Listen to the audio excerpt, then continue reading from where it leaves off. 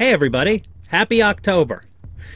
In the spirit of this time of year, with all of the horror themes and the scary movies on television, and there's always the annual renewed interest in all things paranormal and spooky, I thought we'd put together a compilation, a list of some of the most creepy, scary experiences that we've gone through in our investigation. So these are some of the creepiest things we've encountered, some of the times where we've been the most startled, some of the experiences that still stick with us, and some of the evidence that even now when we look at it gives us the creeps.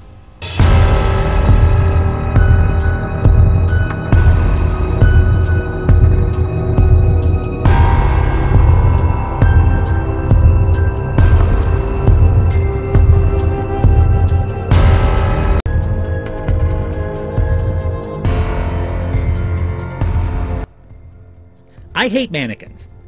Okay, I dislike mannequins. I think it's the eyes, it's the large statue, but statues, mannequins, anything with realistic eyes gives me the creeps. And nowhere was this more a problem for me than at Miss Fanny's Victorian Party House. I mean, these mannequins were everywhere, and they were horror themed, and around every corner, everywhere you turned, boom, there was something staring at you. It would either be a mannequin or a creepy doll or whatever. I mean, she had Annabelle in the living room, Michael Myers in the bathroom. I mean, of course, where would you put your Michael Myers?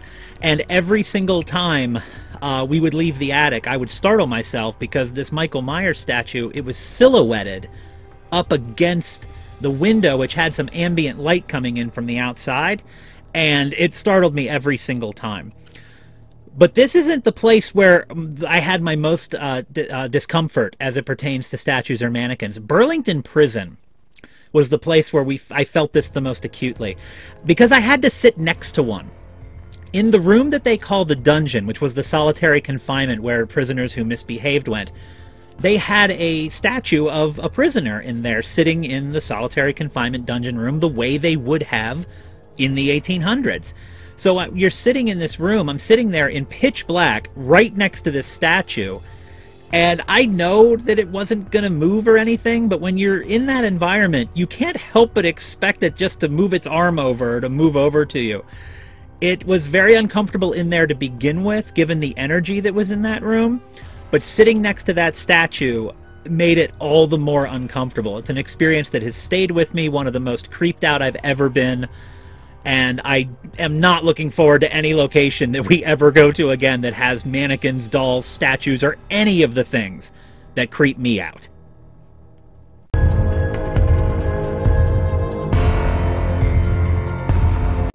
I'd say two of Emily's most uncomfortable or creepy experiences both happened at the Worcester Inn. And they were on two different investigations. The first one happened the first time we went there, and the second one happened the second time we investigated there. We've shown the clip many times before of Emily sitting alone in the room and the scratch on the wall, and we'll play it again here.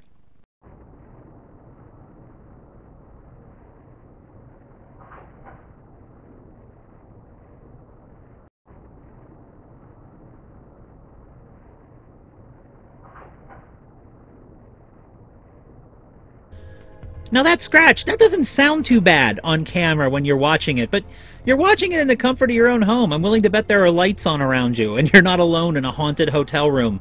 And that's the thing that made that so uncomfortable for her. She's alone in a pitch black room.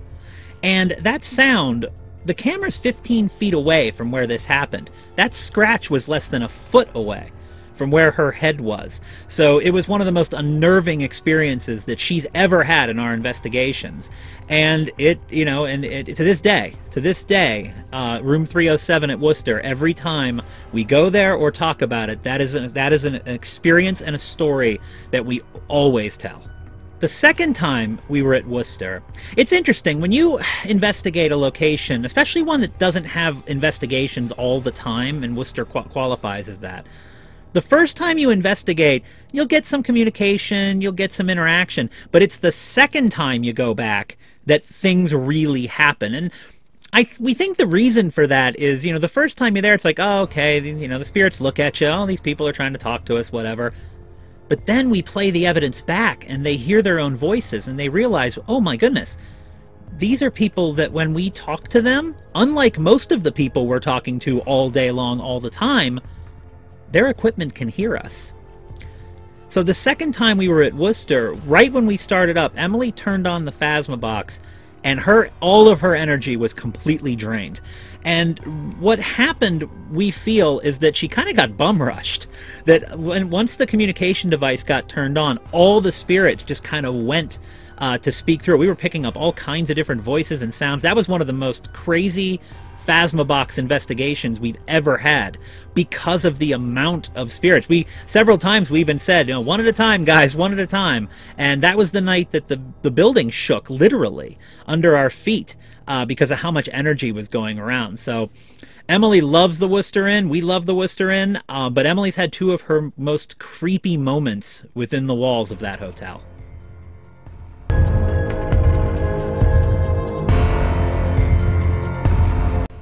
Now, my most creepy moments have both happened at Grapevine Farms. The first time we investigated, back in November of 2019, and the most recent investigation we had back in July. We've shown the clip of the dog lick, of me jumping when I felt the dog lick my hand, and we'll show it to you again right here. What happened? Oh my God. What happened? I don't know. Yeah. The closest I can explain it is it felt like a dog just licked my hand. I can't begin to tell you how out of nowhere that was. I've never felt anything quite like that while on an investigation, and I'm very confident that what I felt was a dog licking my hand. Emily and I have two dogs. We know what that feels like. And what made it more creepy to me was that the next day, Tim called us to tell us that they had a dog that recently passed away, and Tracy, the other owner, who was not with us that night, had actually said out loud, "Go scare them," to the spirit of their dog if the dog was around, which makes that really creepy. Makes it even creepier because there was some backing to it where the dog, freaked the heck out of me, but may have just been following the orders of its master. And it's an experience it's never been duplicated. I never want it to be duplicated. As you could tell from the clip, I pretty much jumped through the ceiling when it happened. It was the most startled I've ever been in an investigation. My second most creepy experience at Grapevine Farms actually wasn't caught on film. It didn't even happen during the investigation. It happened before it. Back in July, before we started our investigation, I was setting up a camera, and I was the only person in the building. Tim had gone to run an errand, and Emily had run out to get dinner. I was setting up a camera in David's room, and as I'm on the floor because I was looking for an outlet, and as I go to set up the camera and as I go to plug it in, I felt and heard a boom stomp, like a boot stomping on the hardwood floor 2 feet behind me. The shock of it went through the floorboards like a shockwave. The feel of it, the sound of it resonated, echoed off the walls. It was one of the loudest things. I really thought somebody was behind me trying to scare me. And I turned around, and nobody was there, and nobody else was in the building. And that was startling. When that happens, that's startling. That's the spirits trying to send you a message. And the message that I took from it was that David was not going to be cooperating in our investigation that night, and he was not happy to see me again, and he was not happy that I was in his room trying to set up a camera to bug him all night again, as we do every single time we investigate there. The dog lick in the hallway and that foot stomp in David's room are by far and away the two most startling things that have ever happened to me on one of our investigations.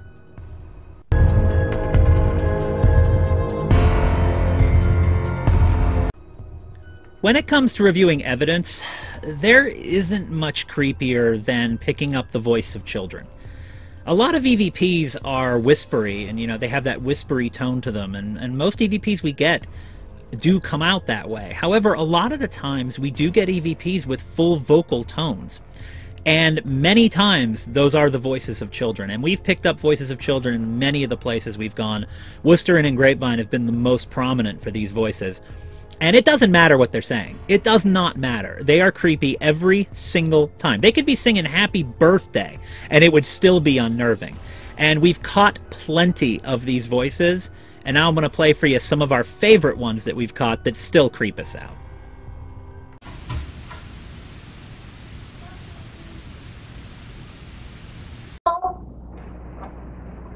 You want me to wait a minute before you tell me where to go? Are you hiding in the closet? Are you hiding in this closet, Michael?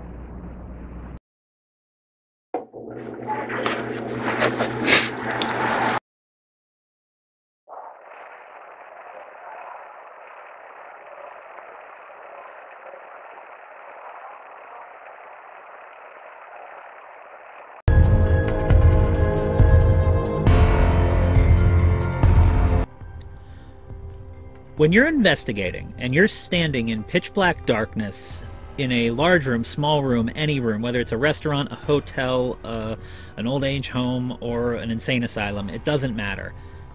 The feeling that there is something behind you is one of the most just unnerving feelings that you can have while investigating anywhere, regardless of the circumstances.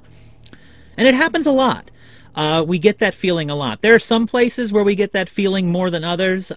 Basement of Grapevine Farms comes to mind. Rolling Hills, very much so. We never had this feeling anywhere more than we had at Hillview Manor when we investigated back in August. On that second floor, it's just a constant feeling. You feel like someone is 6 inches behind you every single step that you take. There's even some footage of Emily and I talking about this walking down the hallway. And there's also some footage of me with the handheld camera just sort of turning it around, going over my back shoulder, because I was that convinced that there was something following me. And that is just the creepiest feeling, the most unnerving feeling. And what's cool about the Hillview Manor thing is that we caught that shadow person behind Emily that validated that there was something behind us, at least maybe not all night, but in that one moment in time when she had the camera just aimed behind her accidentally, she picked that up, and it validated that, you know, all night long we kept feeling something behind me. Well, you know why? There was something behind us. And it doesn't always work out that way. Most of the time it doesn't work out that way. But I will tell you, from all of the experiences we've had investigating and every single thing I've talked about in this video, the most uncomfortable feeling that you can get is something you can't see standing right behind you in pitch black darkness. So there you have it, guys. Some of our creepiest moments, some of our most unnerving moments, the things that even to this day make us kind of shiver a little bit, even when we watch them, you know, years after they happened. These are the kind of things that happen a lot when we investigate. They're the kind of experiences we long to have while we investigate. And, you know, in the spirit of Halloween, we wanted to share some of them with you. So, as always, thank you so much for tuning in. Take care and have a great month of October.